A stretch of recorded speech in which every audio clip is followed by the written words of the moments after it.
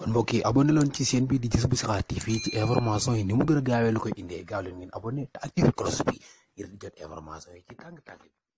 يعلمون شهر رمضان الذي أنزل فيه القرآن هدى للناس وبينات من الهدى والفرقان.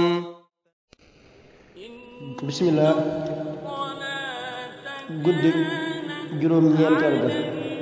guddik juróom ñeenteel ga la wax te julli ñeenti rakka bu ci ne Faatiha ak tabbat yadaa abii lahab yetti yoon ak qul huwallaahu benn yoon. guddik juróom ñeenteel ga ñeenti rakka bu ci ne Faatiha benn yoon tabbat yadaa abii lahab ñetti yoon ak qul huwallaahu ahad benn yoon. dees na ko ca bindal tuyaabay muñkat yépp ak santkat yépp